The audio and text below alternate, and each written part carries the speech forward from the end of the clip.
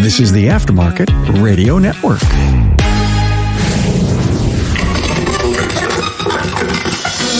Hi, Carm Capriato, the Automotive Aftermarket Podcast Guy, and welcome to the 639th episode of Remarkable Results Radio. We are on 4 of our 7-part series on the entrepreneurial operating system with Barry Barrett, who is a certified EOS Implementer and good friend. In this episode, we discuss data in terms of measurable numbers that give you the pulse on your business. Shop owners often only measure their business success by the number in the bank, and too often, shop owners don't set clear roles, goals, and force accountability for their team. Now it's time to take a magnifying glass to your organization to see where you are. Hey, thanks to our sponsor, NAPA, for providing this episode. You know, together we can fix the technician shortage by investing now in an apprentice. You've heard me talk about this over and over. Let NAPA help you. Start now. Grow your own. Build your bench. Our future technicians can come from our concentrated efforts together. Contact your NAPA representative to learn more or log into member.napaautocare.com and get started. Hey, to listen to Barry's other episodes on EOS, head to my website and search for Barry Barrett. The key talking points for this episode reside at remarkableresults.biz/E639. Use them for a great meeting agenda.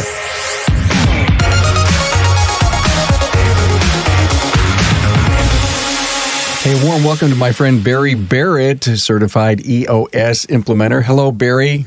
Hello, Carm. How are you? Great, buddy. We're in part 4 of our EOS journey. Part 4 today is going to be about data. Oh, I hate data. I love data. I love numbers. I love scorecard Excel. Oh, you're going to have fun today. I know it. And Barry and I, our part 1 was what the heck is EOS? And then we did part 2 on vision, part 3 on people. Barry, thanks for coming in again and walking us through data. You betcha.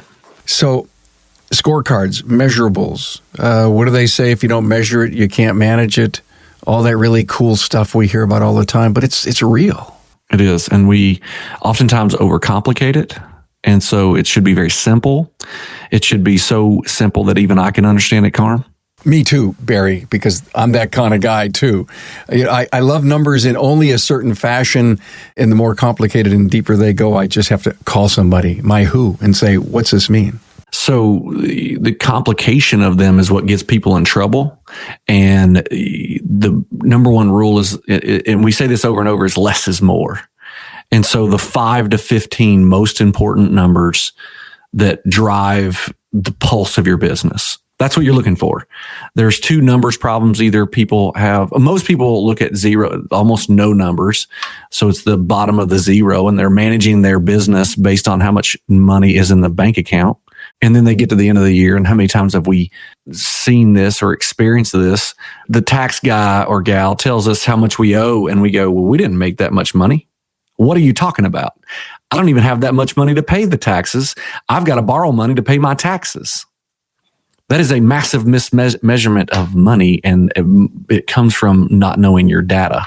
I've heard those stories time and time and time again. You can't manage your money out of your bank account because you're never planning on tomorrow. And that old profit first concept of cash management is so true, but we're not necessarily here to talk about that. But the outcome of good measurables is that you'll have the cash you need to grow your business and to pay Uncle Sam.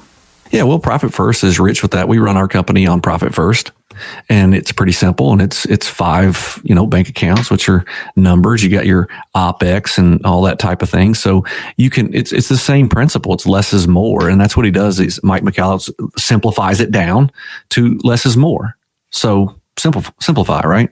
So the numbers that you need to drive your business, that's what we're trying to answer. What are those numbers? What are they for you? I always tell people, I don't give you the answers. I don't know the answers. I'm not smart enough to have those. I ask you, what do you want? What do you think? And then we get that out of you, and we put a system around it that works. And then we work the system. So many of us know these as KPIs, key performance indicators, things that we know that will drive our success. So no matter what business you would go into, you have to ask them, what's important to you? Right. And so we don't use the word, the initials KPIs. two reasons, I think. Number one, KPIs, when you start talking about that to people who aren't familiar with those letters, they think that they are something more sophisticated than they are. But number two, the most important really is if you run on EOS and you read the book Traction, they're called measurables in there. And I think measurables is in itself a self-explanatory word. It's a simple word. It's something that we've known for our whole lives. And so there's nothing mysterious about it. There's nothing complicated about it. There's nothing sophisticated about it.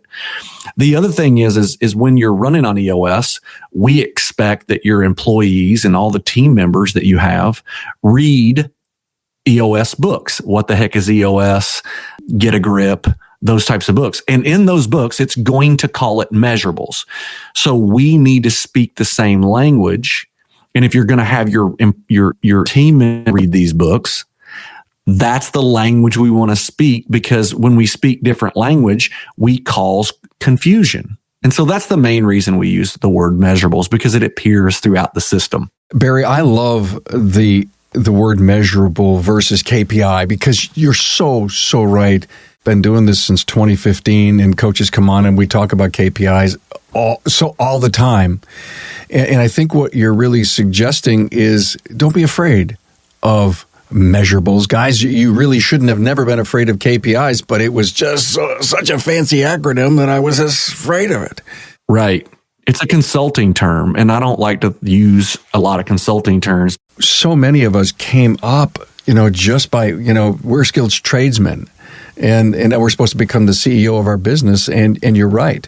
I think if I was coming up the ranks many years ago and somebody says, hey, we need some measurables here, I may have attached myself more to that than the words KPI. And again, it's our opinion. We could, have a million arguments about it both ways, but as long as we're speaking the same language, I'm good. But like there again, if we're running on EOS and the book says measurables, you use any other terminology, you're going to confuse people. I love the structure that you continue to bring through these episodes and understand. And such a big believer in EOS. I've always knew that, the entrepreneurial success thing, how do you drive it? And finally, here's the blueprint for it. A fun thing, we hit our measurables today. Do we celebrate? And if we don't, do we talk about how we can fix it? We can hit our measurables, and there's different levels of measurables. There's company measurables that are, 10,000 feet. There are departmental measurables, which get closer down to the ground of your department. And there are individual measurables that drive the departmental and the company. And so there's different layers of measurables. And so the individual measurables need to be hit to drive the departmental measurables, which in turn drive the company measurables. It's pretty simple. Is it important that individuals have measurables, Barry?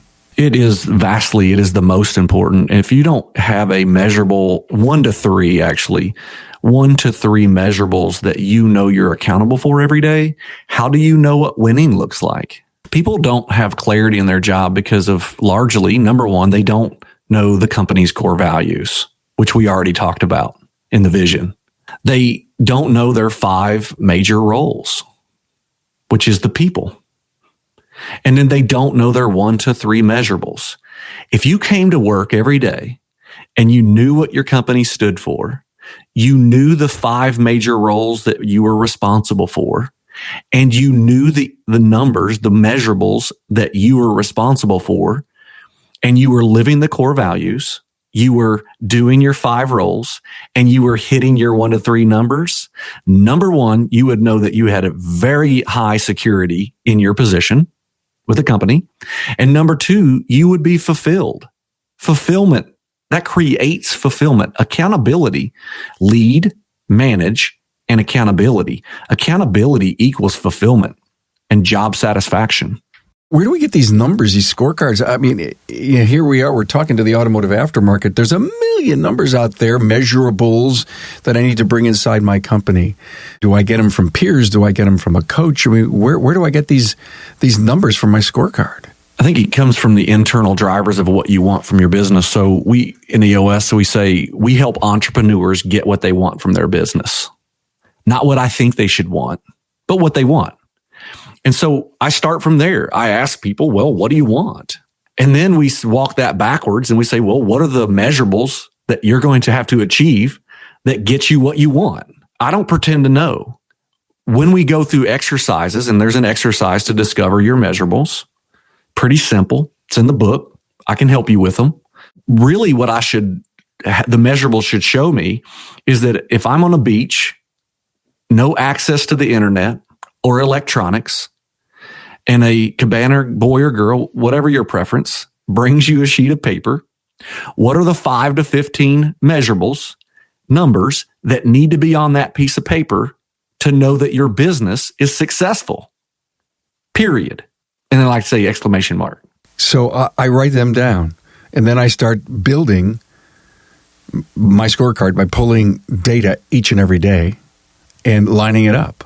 And looking at it weekly, or strongly, as I like to say. I don't really look at it daily. That is micromanaging, and that drives people. That'll drive you crazy. You're trying to lose weight. You weigh yourself every day. It will have the opposite effect. Weekly is great. I've heard a lot of stuff about win the day, win the week, win the month. Mm-hmm. You just believe in winning the week? Well, I mean, you got to win the day to win the week, but you go to work, you know your 5 roles and responsibility, and you go to work on those, the numbers are going to happen. We look at them weekly because we're doing our work, and then we show up, and nothing uncovers issues, which will be next episode. Nothing uncovers issues like numbers. And so we look at them weekly so we get an absolute pulse on the business. We have a 13-week rolling scorecard that gives us a picture of what we're looking at. I met with someone this morning, and their average was on track, but they only hit 5 of the last 12 weeks. And so they would have these huge spikes and huge fall-offs, huge spikes, huge fall-offs. Well, that's not a recipe for winning. You need to hit the measurable every single week. So we IDS'd it, which is next episode. We discovered what the real issue was, and we solved it moving forward. And and that's why averages will tell you a story, but they won't tell you the story. And so we need to make sure that we hit these every week. And if we don't, and a lot of people are like, well, what is my minimum, right? What is the minimum expectation? And I said, well, what is the goal?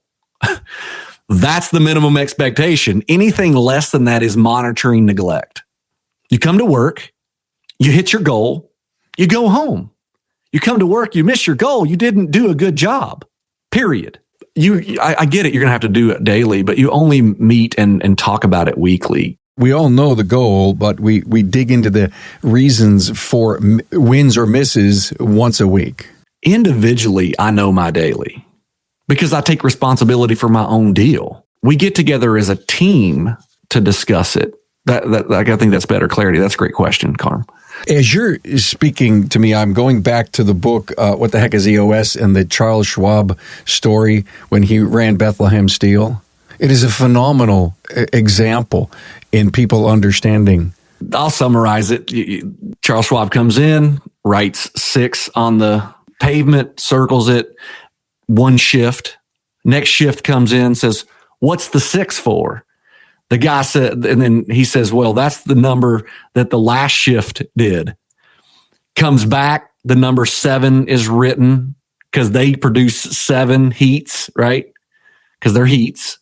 And then the next shift did 8. Comes back, the number is 8. Well, what gets managed, and you said what gets measured gets managed. I like better what gets managed gets motivated. And so what you saw in that number was not a managing, it was a motivation because people are built to win. So I always ask this, Carm, if you went to a basketball game or a football game or whatever your favorite sporting event is, I'll use golf because you know I love golf.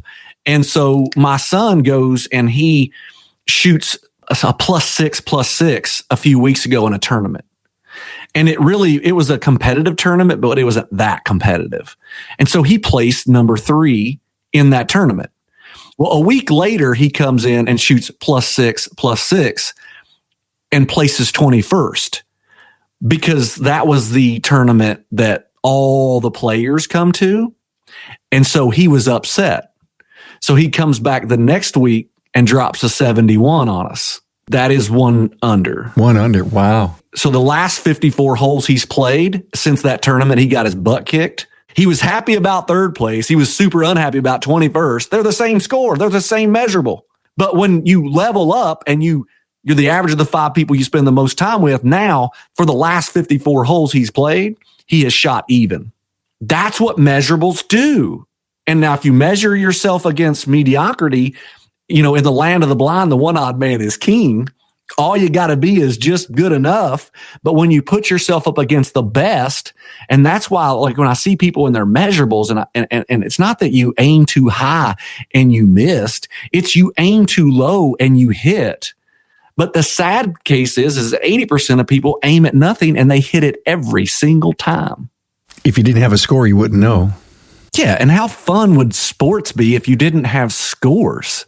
Now, the other thing is, how fun would the basketball game be if you had 150 numbers to look at on the scoreboard? Oh, wait a minute. The statisticians, the color commentators, they're doing that. They're telling you all those crazy stats. Sometimes I look at those stats and I say, where'd they make that one up? They're called the nerds, and that's okay. We need some of those. If you're a numbers person, by all means, look at the 150. But if you've got a leadership team of 4 or 3 to 5 people, there's going to be maybe 1, maybe 2 in there that are numbers people. And then the numbers work against you because your teammates are going to sleep on you because you're nerding out over numbers that don't really matter and drive the progress of the business. If that's your hobby and that's those status, that's their hobby, they love it. That's why they do it for a job. By all means, go for it, but don't push that on your team. Hey, Carm here, and coming up, find out when you should reset a new goal. Hey, it's Carm, and I'm back to talk NAPA Auto Care and auto tech training. Now, as a repair shop owner, you know technical training is essential in the ever-changing world of automotive technology. Or as one auto care owner put it, train or you'll phase yourself right out of business. Thanks to NAPA Auto Tech, technicians can keep their skills sharp and their NAPA know-how up to date by attending hands-on classroom-style training for almost every vehicle make and model. You can choose from classes in diagnostics, heating and cooling, electrical, electronics, brake systems, ignition and fuel systems, plus a whole lot more. NAPA Auto Tech is the highest quality training the industry has to offer, and it's presented by experienced instructors who are ASE Master Certified technicians. Now, some have owned their own shops, and they all have a detailed automotive background. The trainers consistently receive excellent ratings from the technicians who attend. Even after the class is over, techs can access course information online with ClassPass. So when questions come up later, they can use ClassPass to get the answers 24/7 from any computer with an internet connection. Now, what's more, NAPA Auto Tech has been accredited by ASE's Continuing Automotive Service Education Program, reviewed against industry standards, and approved by peers. Don't just take my word for it. Auto Care Center owners who have taken advantage of Auto Tech training say that well-trained technicians are helping to increase their shop's repair capability and raise bay productivity. Now that results in fewer comebacks, more satisfied shop customers, and reduced technician turnover. It's hard to beat that. Your servicing NAPA store can tell you even more about the benefits of Auto Tech training, plus the many other reasons to become part of the NAPA family with over 17,000 NAPA Auto Care Centers from coast to coast, making it the largest network of independent automotive repair shops in the country. I always remember being a kid and, we had the basketball up on the garage and, the neighborhood would come over. We'd shoot some B-ball for about an hour and never keep score. One of the reasons we never kept score because we never trusted the other team to remember and to do it right. Wait a minute, it's 8 against 9. No. So anyway, you stop keeping score. And so at the end of your, after school fun little time, you're asking yourself, how did I do? Did we win? What was going on? And it's almost, there was a lack of a challenge there without having a number. Yeah. You grew up way different than I did then. Because if we kept score and if you tried to, shave the points, we were going to go around the barn because ours was in a barn and we were about to take care of this. Wait a minute. You were from the South. You guys did different things down there. Listen, you haven't interviewed my brother and I think one day you will, but he is a basketball phenom, and he used to beat me 20-0 pretty much every time, but it made me better. Keeping score matters. So you just said the word competitive. Life's a competition, and anybody who doesn't believe that is going to find themselves on the losing end of life. That's why you have to have data. You have to know the score. Yeah, it's not cutthroat. The beauty, I was talking to my son about this, the beauty of business, business is not like sports. I try not to use too many sports analogies because they don't really line up perfectly a lot of times, and people act like they do. The reason business is not like sports is because there doesn't have to be a loser for you to win. In sports, like one team's going to win. That makes everyone else a loser. In business, like you get to define what winning is like. So Measurables, we have the EOS life. There's a time to grind, right? I'm 44 years old, and what you're not going to hear me say is I'm grinding every day. And I'm like, let me tell you something. If you're grinding every day, you're going to wake up with very bad health, and you're not going to have a great family life, and you're going to be miserable. What's winning look like? What's a scorecard? I have a personal scorecard. Today me and my wife ran 4 miles. We do 0 out of 5. I got a 3 today. I only ran 4 miles. This week, I'll probably get maybe a 3.5 because we're going to run 8. But I've only got 1 5 last year. Who gave you the 5? I give myself these numbers. So I ran a sub 6-minute mile last year at 43. That was above and beyond what I thought was possible at that time. And so I get a 5. You have to be above and beyond to get a 5. It should be very, very difficult to get a 5, in my opinion. That's my own deal. But you have to have a scorecard in life in what you're trying to achieve. And if it's to make the most money, then you have a measurable and it's going to work, but there has to be other things in your life. Now, in business, there's just this scorecard. There's a business scorecard. We don't worry about that. But I would tell you that you should have a scorecard in the things that matter in the 7, and I call them the 7 areas of life. And you should rate yourself. I used to rate myself 1 to 10, then I realized there was no 0, so there should be a 0. If you do no physical health stuff today, you get a 0. And I don't like 1 to 10 because I heard a guy say he was a 5. And I'm like, if I were in his shape and I was 50 pounds overweight, I would give myself a 0. At most a 1. He gave himself a 5 because 1 to 10, and I'm like, no, I wanted to be 0 to 5 because I don't want you to give yourself a 3. You should get a 2 at most, and you're about to die in 4 years. So we have to have a scorecard. There has to be goals. The goals are the minimum expectation. If you don't hit it, you lose. Otherwise, like I said, you are monitoring neglect. And we let people off the hook for not hitting their numbers and then wonder why we're not successful in business. Boy, be truthful and honest, have your own, and then that equates right back into the business. Yes. You have blind spots. Numbers don't have blind spots. They don't lie. You either did or you didn't. You either won or you lost. There is no second place. If your goal is 500 and you hit $499.99, you are off track. You did not hit it. You missed it by a penny. Most people are okay with missing it by a penny. Accountability slide. The accountability slide. Making excuses. Well, I did this because as soon as somebody says it was that way because, I know the excuse is coming out of their mouth and I'm not, and I'm done listening. I forgot to put shop supplies on an invoice. That's an excuse. So it is. So I'd say, oh, you did? Oh, fantastic. Where's my $30?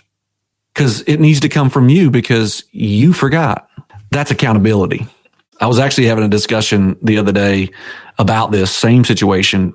I was working the front counter and I told a lady that there's no way it's the O2 sensor. Because I became what we call a mini tech, right? I thought I knew. And so I said, there's no way. Well, what did it turn out to be? O2 sensor. And so I got out my wallet, ran my credit card, and I never did that again. You ate the wrong diagnosis. You were so overly confident that it wasn't. as a service advisor, is my job to say anything like that? No. Is that the process? No. I've been teaching service advising for a while. Like, I tell this story in every class because... Wait. Did this happen during the height of your service advisor training or pre? No, I didn't. I never worked the front counter when I was service advisor training. And I tell the story in my classes because it happened to me. And I said, I knew the process, didn't hold myself accountable. And then because of that, I didn't expect the shop to eat the cost of my lack of accountability. You're telling that story today because it's so profoundly affected you back then. Listen, everyone, force yourself to find a personal discipline so that you will know how not to do things in the future by being able to tell a story like Barry just did. Never do that again. Yeah, you're going to make mistakes. Just don't make them twice. And the way to make them twice is give yourself repercussions. If you choose the behavior, you choose the consequence. So you got to know what the consequence is up front. Yeah, okay, so I screwed up, nothing happened. Okay, so I screwed up again, nothing happened. Got it. I call that the mediocre merry-go-round.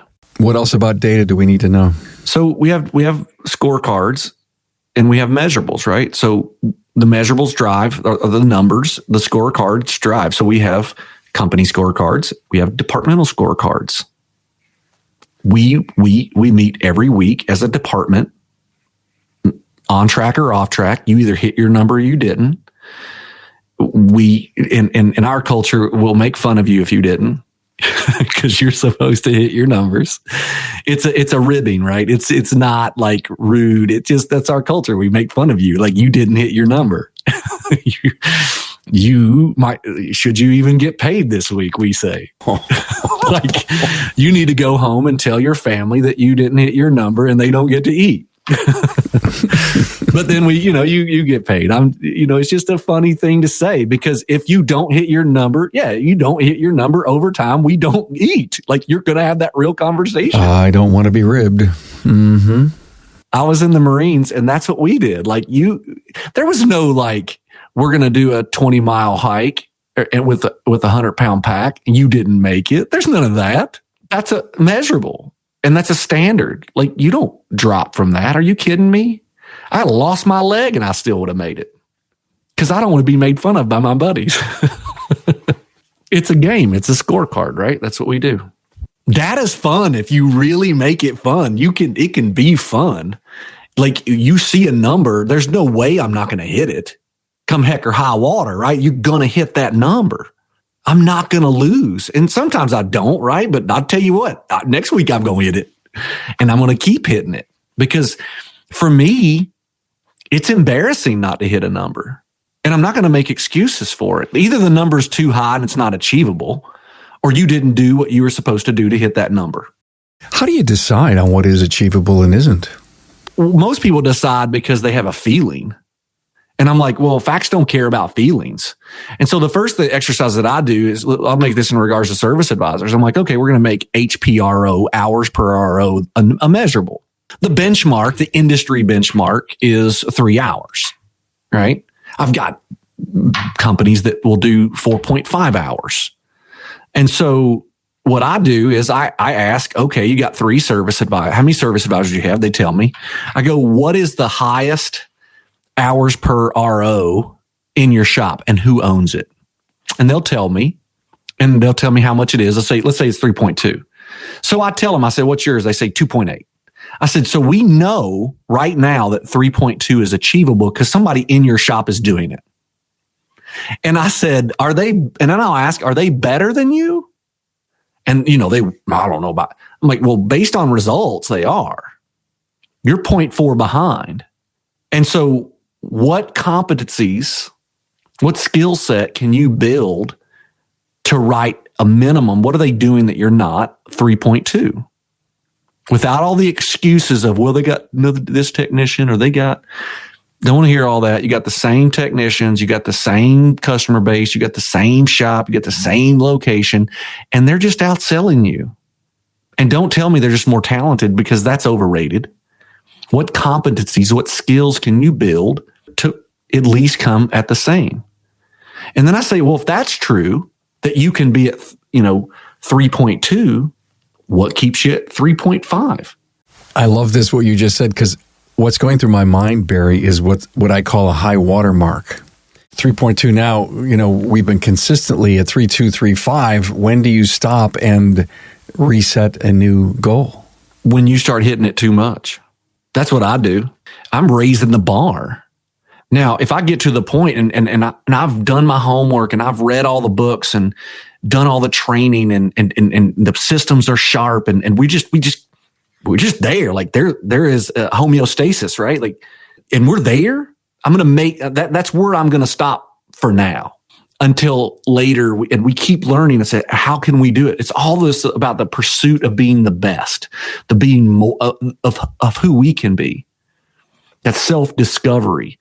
Most people stop at, your brain's going to stop before your body ever will, running or swimming or whatever it is. Most people, don't make it through training because their brains give up.